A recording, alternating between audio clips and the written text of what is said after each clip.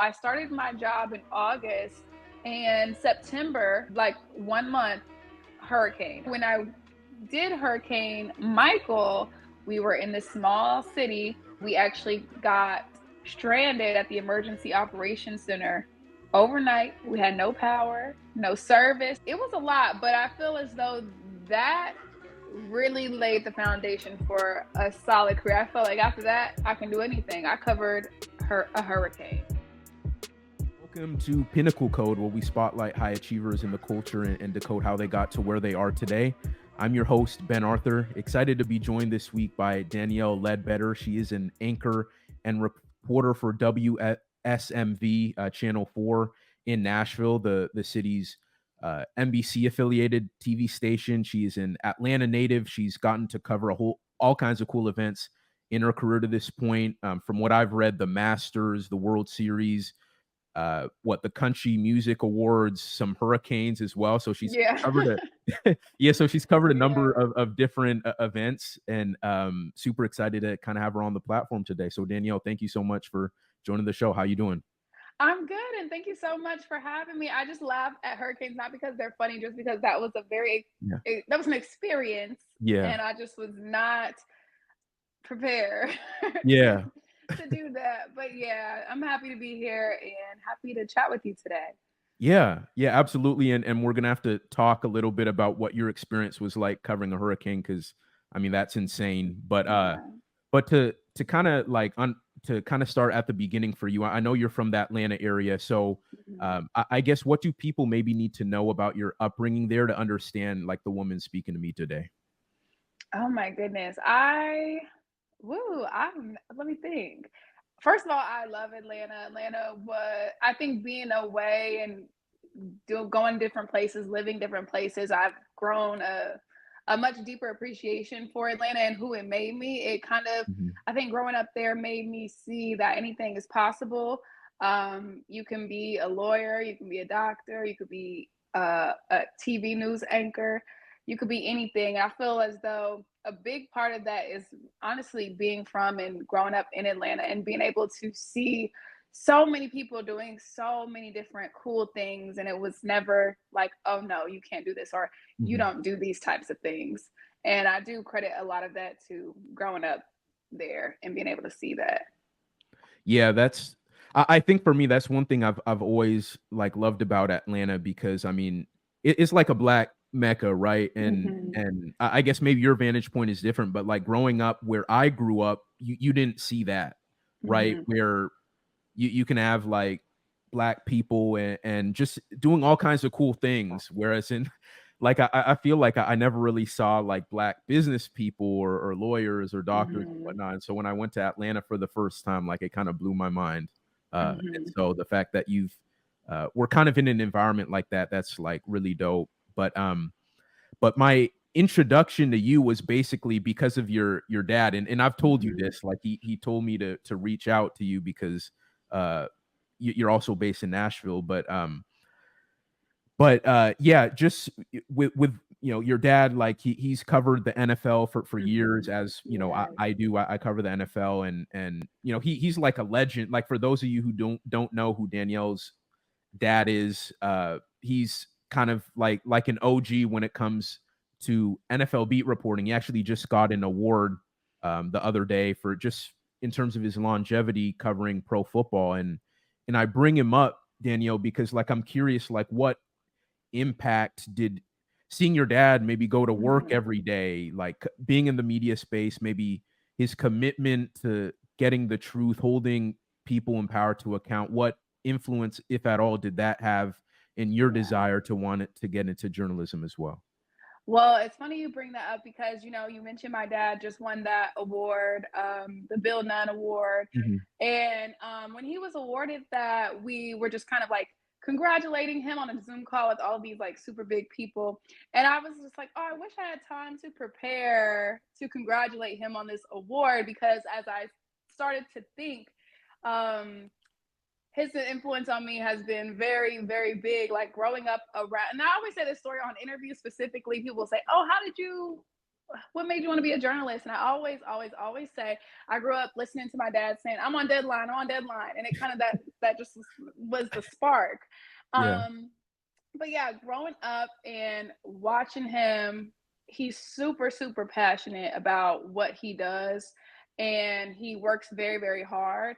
And to see that growing up, it just was like, okay, if you follow your passion and you work hard at it, work will never feel like work. And then additionally, outside of me following his career path in journalism, he also went to Howard University. I was like, okay, I'm going to go to Howard and do journalism as well. So he definitely had a big influence on my career and like wanting to do this and pursue this. Just like I said, witnessing his like dedication to the game and Mhm. hard work and always being on deadline. And I don't know if he would like, sometimes things would happen or we would go somewhere. He's like, I don't know if so-and-so's going to break his leg. I got to be ready. So, just that dedication growing up around that is what I saw and kind of what influenced me to pursue this career path to begin with. So, Yeah, I mean, just so obviously, as you've said, like your dad, seeing him kind of going through his experiences in journalism played mhm, a role for you. But I'm wondering, like, when you did get into it yourself, what was it about maybe reporting or the storytelling process which mhm, made you want to stick with it? Because I know there are yeah. a lot of cases where kids see what their parents are doing and maybe that piques their interest a little bit, but they get Mhm. into it and they're like, nah, that's not for me. What for you, what about it maybe like why did you want to stay in it once you got into it? Let's see. I think, okay, so the other part of that story, like whenever it comes up, I always start off by saying, I grew up seeing my dad say he's on deadline, everything else. But the other part of that story is when I was in middle school, my church had like news announcements, and you could get on there and say, like, oh, good morning, whatever the church announcements were. They did it in like a Mhm. news format. And so in middle school, I started doing that, and I just realized that I took to it like water, and I saw the other kids around me, and I realized like seeing other people like kind of maybe struggle with it and me taking to it so naturally. I was like, oh, this Mm, is a natural gift. Like this is a natural talent that God has given me, and I kind of need to pursue it. And so that's kind of what made me stick with it initially. But then again, I think when I was about to graduate college, I'm not sure how it is on your end, but on the news, TV news side of things, like starting out, there's like not a lot of money in it. So when I graduated yeah. from when No, that's I that's graduated, universally true in the business. so when I was about to graduate college, I was like, I think I want to do PR. Like I was like, Yeah. I want to get to the bag. I don't know that I don't want to make any money, but I just kind of like anyway felt guided to pursue this career and like stick with it because again, going back to I felt like it was my natural God-given gift to kind Mm, of pursue this. And that's kind of what's kept me going. Like, I mean, that first job was rough, of course, but after that, it's like that's kind of what has made me stick with it because I enjoy doing it now. Like, I enjoy it, number one. And it's just, it can be really fun. It yeah. can be really hard too, but Yeah, it yeah, can be yeah. really fun. Yeah, you mentioned that first job and you said it was really tough. That was Yeah. your job in Albany, Georgia, Yes. correct? So Yeah. what about it made it tough? I mean, like I mentioned, you're not making any money. You're not making any money at all. Like Mm, you're not making any money. And then I just think the transition from college to work, we don't talk about that enough. I just think that transition is really tough, no matter what job field, even if you do make money, was really rough. And then also, um, I feel like that's the biggest two things: the money and just that college transition. Oh, and I think for me, I feel like you can start a little higher than I had to start in terms of cities to report, but I went to school in Washington D.C. I'm from Atlanta, mhm, so to have that experience up to that point and move to really, really, really, really small Albany, Georgia was like mm, hard because there's like not a lot of at the time there wasn't a lot of bars or restaurants or anything. Like anything. I don't want to Yeah. talk bad about the place because it really is an important chapter in my life up to this point. But it was an adjustment. It was an adjustment for sure. Being in an environment like that where, kind of smaller town, like you said, not a whole lot of things to do from a social sense, social Mhm. life standpoint, I guess what did you maybe learn about yourself Mhm. or reaffirm about yourself being in an environment like that? Number one, I learned I like being in the city. I would tell my friends, I'm like, oh, I didn't know. Cause I mean, Atlanta, I never really looked at Atlanta as a city or like a major city. And so I'm thinking like I like the South. I'm not thinking I'm like a city girl. I don't mean to use that in a way of the music of the girls, but I'm not thinking I like the city. I'm thinking, oh, I like the South. But then my friend's like, you didn't know you are like city. Like you need to be in a city. And I was like, oh, y'all knew. I didn't know. But that's the biggest thing I learned. Like country living is probably not for me. Yeah. But that's a surface level answer. But seriously, what I learned, I don't like, oh my gosh.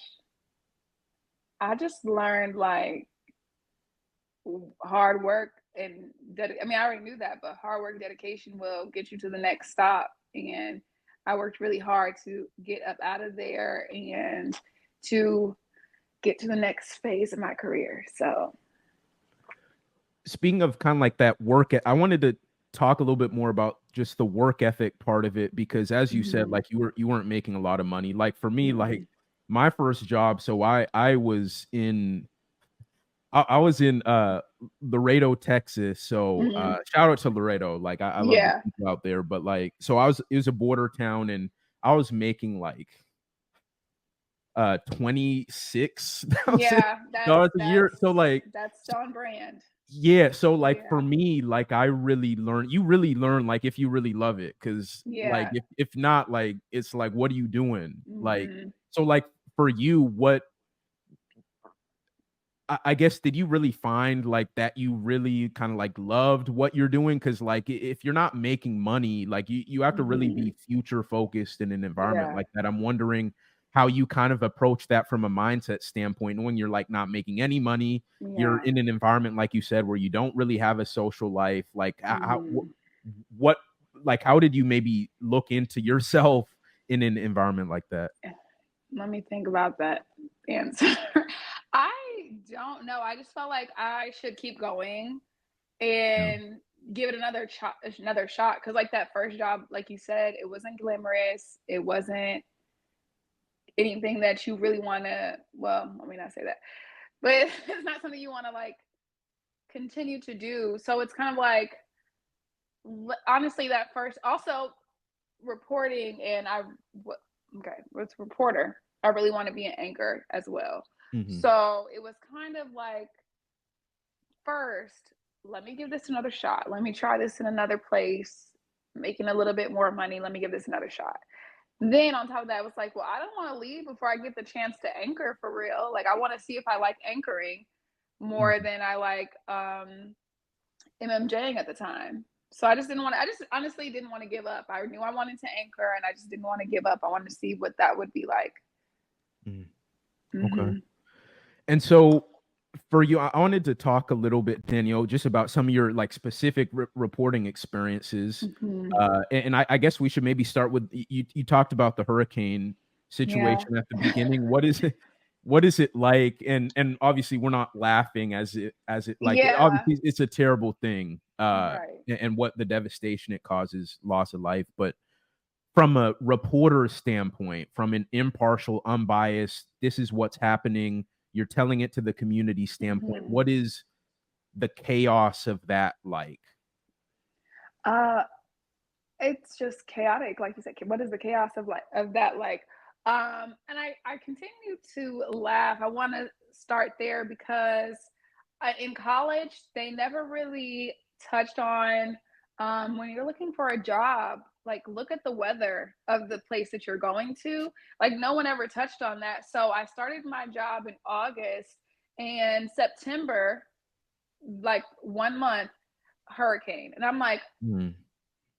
I did not know it was about to be like putting my life on the line. Like, so I was like very dramatic or whatever. But then in October, so that hurricane, was Hurricane Irma. Then a few months later, we had Hurricane Michael, which is actually where I actually got a chance to see like devastation and things that I had never like experienced or seen before. And so, what does the coverage look like? How does that look? I guess was your question. Is It's a lot of preparation that goes into it. The one thing I do like about weather coverage, though, is you kind of have an idea it's coming. So, when you have breaking news, you have no idea when news is going to Mhm. break, but weather, you kind of know. So, that's something I've learned over the years. But I mean, you have to pack socks, extra pants, extra clothes, extra everything. Actually, funny story, when I did Hurricane Michael, we were in this small city and we actually got what's the word? Stranded at the Emergency Operations Center overnight. So we spent the night Mm. in they call them EOC. We spent the night in the EOC and weathered the storm out there. We had no power, no service, something else, if you're not Jeez. aware of hurricanes and natural disasters, it knocks out the cell Yeah. phone service, not only the Wi-Fi, but the service. So we didn't have service, we didn't have power. Well, we had power because we were in the EOC, so we had a generator, but no Wi-Fi, nothing. So it was a lot, but I feel as though that really laid the foundation for a solid career. I felt like after that, I can do anything. I covered a hurricane. And now in Nashville, we have these tornadoes Mhm. every few weeks. So it really Yeah, has prepared me for that, for what I'm doing now. for So, sure. Yeah, so you said what? That was a few months into your career, you were covering hmm hurricanes. Yeah, yeah, that's like baptism by fire, so to speak. yeah. Yeah. hmm hmm So like I wanted to talk a little bit more about just that coverage. I mean, you spoke about kind of just the experiences of that, but like I guess from hmm like a coverage of the community standpoint, and you're maybe hmm talking to people who've lost everything, lost hmm loved ones, all that. Like, what was it maybe like to compartmentalize maybe human emotion hmm that you were feeling with, and coupling that with like maybe doing your job to best inform the public? What was that maybe dichotomy like? I think very early on in my career, I was more like, what's the word? Empathetic, but I didn't like like I kind of disassociated from what was going on. But in my next job, when we had 2020, we had the pandemic and George Floyd and all of those things. I learned like that's not healthy to operate that way. Like it's okay. Like I think I had the idea of like, oh, I can't feel a way about these stories because my goal is to be Yeah, not, my goal is just to tell the story. It's not to put how I feel on it or what I yeah, think about it. So I don't know. I think I felt like at that time covering that devastation, like I just am talking to these people. I'm of course not being, I don't know the right word, like not being a jerk. Like, of course, I understood what these people went through, but as far as how I felt, I just didn't have. I don't know. I don't know how to say that, but I just was like, I don't know. I just had an understanding for how they felt, yeah, but not like taking it in. But then I realized like it's okay to feel a way about these stories. What's not okay though is putting that into your reporting. mm, But it's okay if you feel away or and that's kind of what my journey is about right now because I cover a lot more bad things. So it's like, okay, it's okay. How can we, deal with all of these heavy things that we're dealing with on a daily basis now? yeah. I hope that answers your question because I know you No, asked a specific question. no, that's no, your answer was totally fine. And just kind of going off of what you just said about how you cover on a regular basis really bad Mhm, stuff. And so from like a mental balance standpoint, like when you mhm, get away from work, like how do you maybe balance that out or just mhm, keep yourself sane knowing that you have a job where you're covering a lot of really dark things. How do you find the Mhm. light, I guess, so to speak, in Yeah. out in your life outside of work? I mean, I honestly unplug, like, when I'm not working, I don't really keep up with the news. I need to get a little bit better, though. I need to, like, not completely unplug, but I do unplug. I don't check our app and stuff on the weekends and things like that on my weekends, but, I think that's the biggest thing that I do because you will go crazy if you just Yeah. consume all of that every single day. So yeah, I just use my breaks, my off time as for real off time. But when it's time to go to work, it's time to work. It's time to give it all. You know what I mean? Yeah. That's No, how I kind of view it. I feel that. And, I guess on the brighter side, I mean, what have been your favorite things that you've covered? I mean, you've obviously covered really traumatic Yeah. events for some people. Like, what has been your favorite event or events to cover and why? Great events. Oh, I mean, if I could give a highlight, the World Series was so fun. The Mm, World Series was so much fun because also we aren't sports reporters, so we were able to wear like Braves gear and stuff like that. mm, And obviously, we've touched on I'm from Atlanta, so it was like really cool because it's like my hometown, my home city, my home, the team I grew up watching in Turner Field. And then I'm more specifically from Smyrna, Georgia. So it's right down the street from Truist Park. So it's just like, mm. oh my God, this is so cool. I'm literally at home getting the opportunity to cover this. So that's like something you would never think in Augusta, another small city, that you would get the opportunity to do, but we did, and it was great. The coverage was great. That was definitely a highlight of my career. The Masters was fun too. I enjoyed the Masters, but my Masters experience was 2020, so there weren't any patrons. Uh, So I feel like I didn't get the full Masters experience, but it was really fun too. Um, and then CMA Fest last year was really fun. We hosted a yeah. stage. Um, and yeah, I've gotten a lot of really cool opportunities in Nashville too. The BMI Awards was really cool because Mm. that's where we got to see a lot of like stars for real. Like CMA Fest, we didn't get a lot of stars, but the BMI Awards we did, and that was really cool. Okay. Yeah, those are a number of different kinds of events. Mm-hmm. So I guess though, like, so if there was like a young, and I'm sure like younger black women have approached you, or black girls have approached Mm-hmm. you about like Yeah. kind of the industry and whatnot. So what is usually your biggest words of advice or wisdom about kind of what it takes to like break in and find success in Mm-hmm. the space you're in? I, I think what it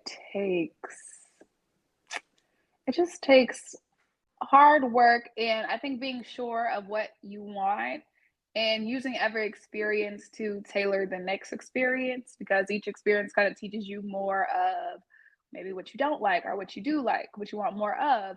So I would just say that, but I think it definitely starts with the hard work and the drive because as we've touched on quite a few times, um, if you're not making any money, you got to have something else to kind of put that battery pack in you and keep you going. Yeah. So I feel, yeah, I hope that kind of answers the question. I don't know what I would say, but No, it's all good. And you said in that you said like really figuring out like what you want and what you don't want in the space. I Mhm, guess in your specific lane, like you've gone from what? You've gone from Albany to Augusta and now mhm, to Nashville, right? And so yeah, I guess within that process, what have within kind of being on air, what have been the things that you've learned that you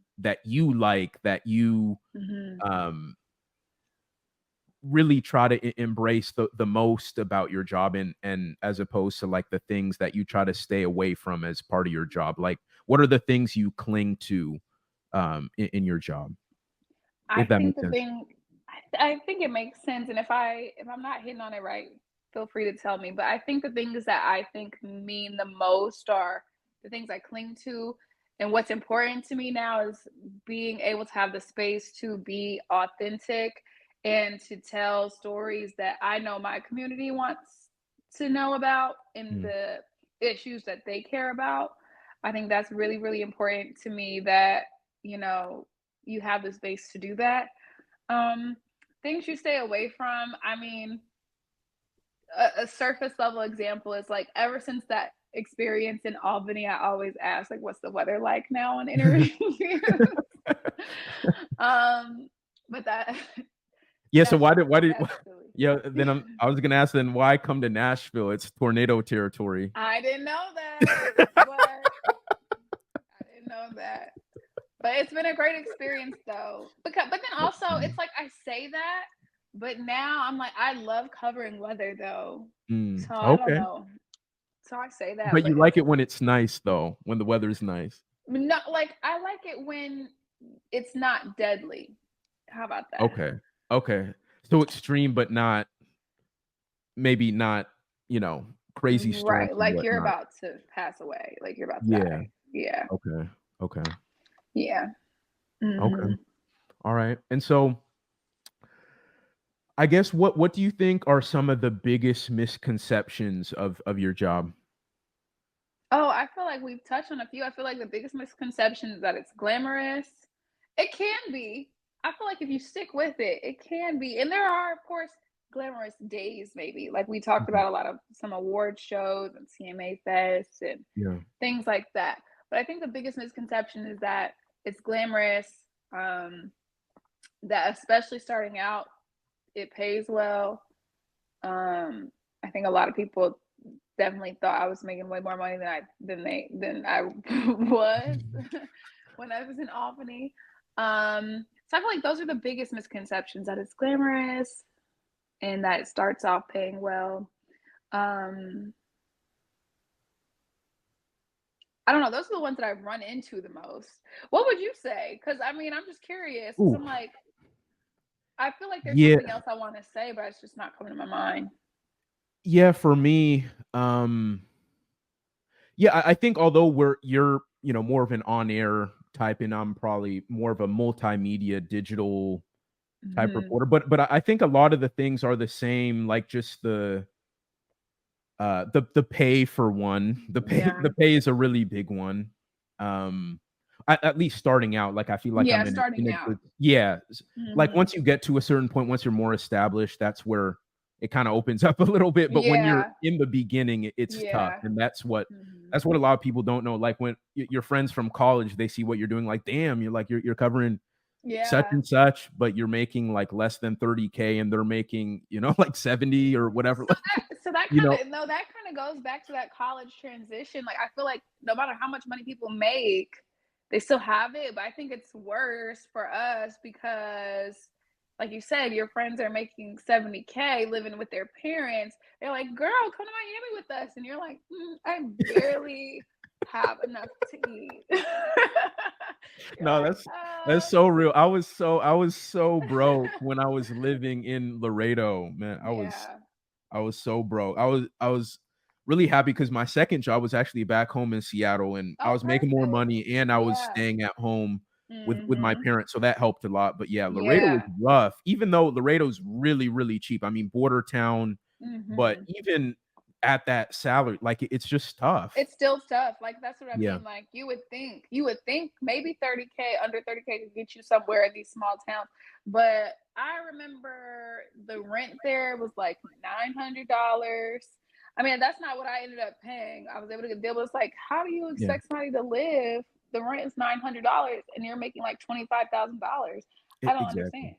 Exactly. But Yeah, I was for sure. I was in the red every every I was in the I red get every it. week. Like I'm just gonna be Oh honest. I was in the man, red every week. I I had get to it though. ask, yeah, had to ask my parents a Hmm. lot for help in the beginning. Yeah. But another misconception, just because I cover sports Mhm. specifically and the NFL, right? Like Mhm. these guys who everyone pretty much, I mean, like when a bunch of my friends are like guys, right? Like Yeah. it's like, oh, you're around such and such, like, "Oh, you just get to hang out?" Like, "Bro, like, I'm Yeah. working." Like, they think I'm just kinda, like, chilling, like and, Yeah. like, when I go to games, I'm just, like, there for the vibes. It's like, "No, bro, like, I'm working." Like, game days, like, Sundays, like, the whole day is taken up because I get to games like 3 hours early, and then there's the game itself, and then Yeah. you're writing afterwards, you're doing the Oh press yeah. conference and all that. So I think the workflow there isn't really so I think that's another, to answer your question. I think like that's the misconception for me. Like I can just see that that. they think I live just the good life, and it is a blessing, right, to cover It sport, is. something that's very unserious in Yeah, the grand I'm scheme of serious. things I like for a living, but there Yeah. is definitely a misconception about like the day to day. Yeah. So yeah, I would I say agree. that. Um, but yeah, you Danielle, you spoke kind of about one of my earlier questions. You spoke about just getting to tell like I guess more so like authentic stories, like stories like you maybe you care about, or your the community you serve care about. But I'm wondering, being a black woman in this space, like what that experience has been like for you. Because I mean, some of my black women friends in the business, like they've just told me like how difficult it is for them to actually like be their authentic selves at Yeah. work, and the comments that they'll maybe get from some viewers about maybe the way Oh they're yeah. presenting themselves, or how they have their hair a certain Yeah. day. Like I'm wondering, from your experience, what has that been like? How would you I'm describe that? I will say overall I've been very blessed in that way. I feel like in Albany, the like telling stories that impact specifically the black community wasn't really a struggle. In Augusta, it wasn't really a struggle either. But it is something that definitely does impact you, like you mentioned, viewers. So I will say I was a little bit scared to wear the braids in Nashville. I wore them in Augusta, no problem, but I was very afraid. I was really scared. But I was like, I'm going to Jamaica and I have to have some braids. And so I went on air April, and I got all of these like very nice comments from Mm. people of different colors, just saying, "Oh my God!" This one man messaged me, said, "I love the cornrows, girl," and I was like, wow, you were worried for no reason. But that kind of just taught me or reminded me that that's why it's so important to show up as your authentic self and your true self, even at work when you can. Because, I mean, when I say when you can, I mean, that doesn't mean like be like, at work, Yeah, but, yeah. but, Yeah. but just be your true self as much as you can, because let's just say I had done all of this to assimilate, or out of fear that people were going to look at me crazy because I had braids, and the whole time they're like, oh, we love them, and I had like suppressed this part of myself for what? And then at the end of the day, I'm only feeling bad. So, I mean, I know it doesn't look like that for everyone, because I know people, there's been other stories where that people wore braids or their afro and it has not gone like that. But for me, it's been overall a really good experience from like that perspective. But then again, I mean, I think this is just about being black in general. You do have I remember there was this one time in Augusta, a viewer messaged about like the way I said like the way I said Donald Trump's name, and I had said it, and I remember being so cognizant of like, okay, I know I'm a black woman, I know what people may think, so I Mhm. put extra effort to say it straight. And so that made me really really upset, because it's like no matter how hard you try, someone is going to feel like you're, I don't know, like you're doing something you're really not doing. So, I mean, that was like, I don't know if I explained that well, but it was just like I felt like in that moment, like she only felt like I said his name funny because I was black, not Yeah. because, not Yeah, no, because I I hear said you. it funny. Because I mean, I put a lot of effort to make sure it sounded, because I just know what hearing that out of this package may look like. You know what I Yeah. mean? No, I I don't got know if you. that makes sense, No, but it does. And I guess my follow-up to that is like, how do you be okay? How do you learn to be okay just when you get comments like that? How do you maybe compartmentalize that, or do you How do you deal with yeah, the I don't haters? yeah, like obviously you can't control like what people are gonna say. So like how have Yeah. you grown to be okay to with whatever people are saying, positive or negative, and just being more comfortable with yourself? Yeah, well, okay. I used to get a lot more viewer comments in Augusta because I was full-time anchor there, but there it was more like everything okay, every time somebody had something nasty to say, it always had to do with either me being black or really that's it. Really me being black. And Mm, when I got that through my head, it was like, wow, nobody's coming for the work though. Nobody's saying she's doing a bad job at the job. Nobody's saying that. So, okay, that's number one. Then number two, I just if someone were to come for the job though, you have to take a look at the person, the messenger. Like nine mhm. times out of ten, they could not do what you do.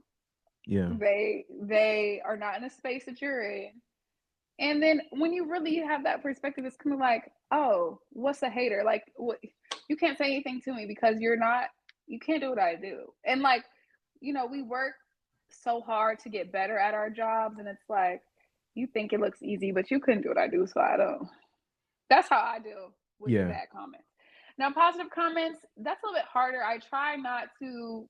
There's a saying, what do you know what it is? It's like your best like the best thing somebody could say. I don't know what it is, but the point of that, I'm sure I know what you're talking about, the but it's point I'm just not trying to coming in. make is like you can't take the positive, let the positive go to your head either. Yeah. You gotta let the negative roll off, and you can't let the positive go to your head either. Yeah. So I don't know. Yeah, no, yeah. It's very easy to get like let the dopamine of like the positive reinforcement Hmm. to get to you, and then yeah, on the flip side, that's what your 2 points were really good too, because number 1, like if they're not attacking like your work itself, then it's like Hmm. okay, like you're Who cares? there's nothing to say because they can't deny you because you're so Hmm. good. And then also the other fact being like you can't take in like opinions from everyone if they're not in a Hmm. place like if just some random viewer like Yeah. it's on their couch who watches TV all day and they're criticizing how you do what you do. Like, well, why would I listen to a person like you, like Yeah. respectfully, but like I would Exactly. rather listen to like my mentors or other people in the Hmm. business. If other people in the business are telling me that I'm off or whatever, then it's like, Yeah. okay, maybe I need to look at this. But if it's just some Hmm. random, like, you know, you can F off. Hmm. I Yeah, I mean, think because I do feel like there is a message in critiques and like in negative feedback. Sometimes there is a message, but if there's not a message, if someone is just being mean, yeah, then bye. You know what I mean? exactly.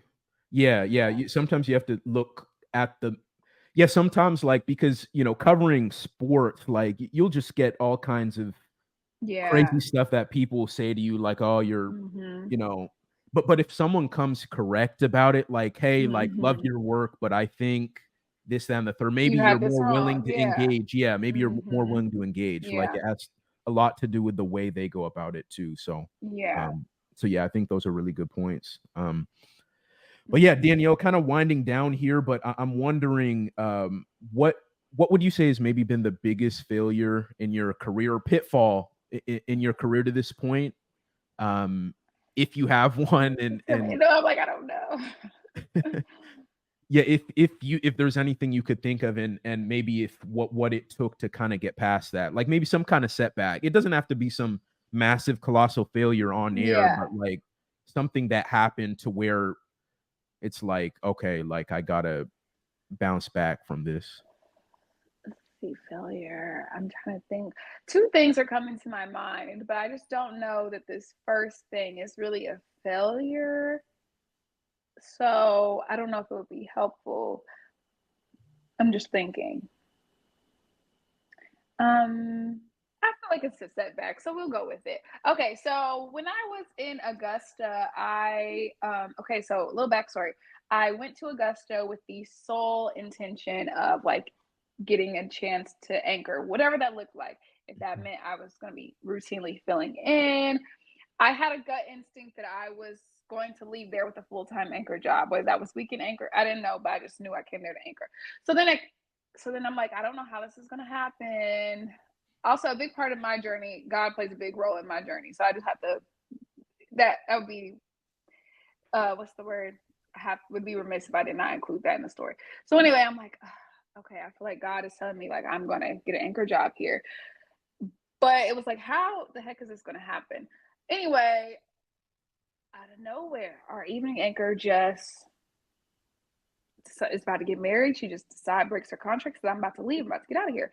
And I'm like, oh my gosh, this is it. This is my opportunity. Like, this is it. I've been preparing for this moment. So we have auditions. I try out for the anchor desk. Mind you, I'm super, super green. Like, evening anchors are kind of like, they're like the top of the totem pole.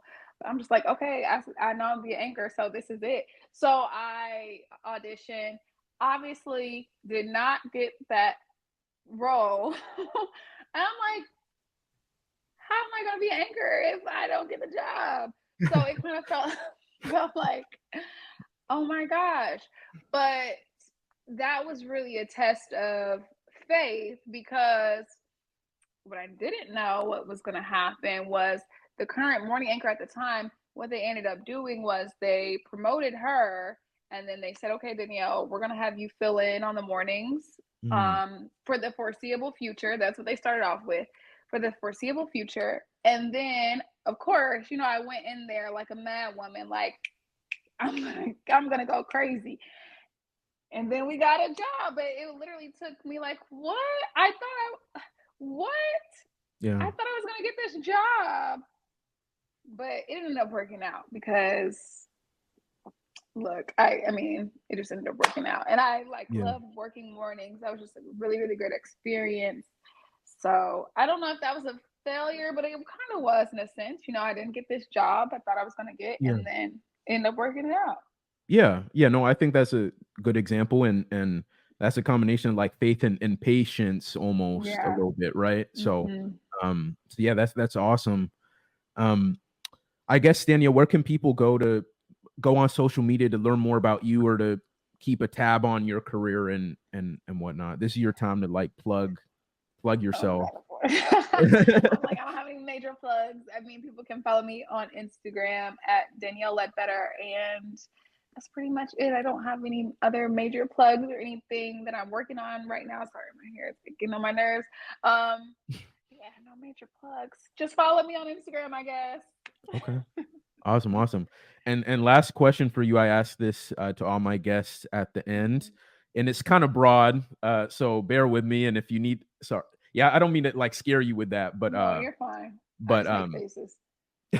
Yeah. So what is one thing that you believe people can do more of to get closer to reaching like their pinnacle, or to maximize their personal potential?